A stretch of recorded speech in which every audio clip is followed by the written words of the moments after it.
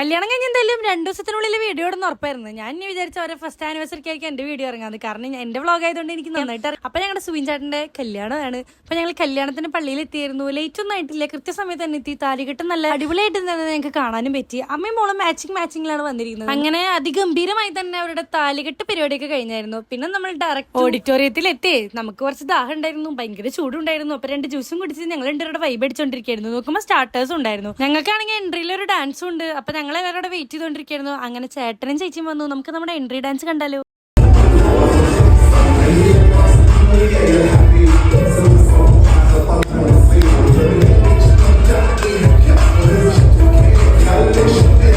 Entry dance കഴിഞ്ഞു, പക്ഷെ ഇനിയും ഉണ്ട് വരണം. നന്നാ പിന്നെ അതുകൂടി കണ്ടാലും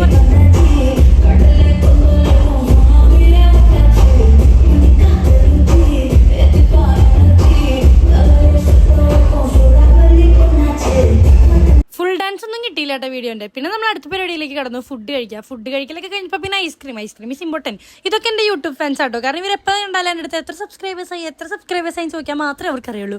അങ്ങനെ എൻ്റെ ജിക്കുട്ടനെയും കുറച്ച് നേരം ഞാൻ എടുത്തിരുന്നു. പിന്നെ അടുത്ത കർമ്മം എന്ന് പറയുന്നത് ഫോട്ടോ എടുക്കാൻ കയറണമല്ലോ. അങ്ങനെ ചേട്ടൻ ചേച്ചിയുടെ കൂടെ ഫോട്ടോ എടുക്കാനും കയറി.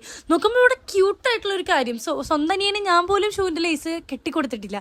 പക്ഷെ എൻ്റെ ബിജിൻ ചേട്ടൻ്റെ സ്നേഹം കണ്ടില്ല എന്ന് വെക്കേണ്ട. അത് കാരണം ഞാനതെടുത്ത് കറക്റ്റ് പകർത്തിയിട്ടുണ്ട്.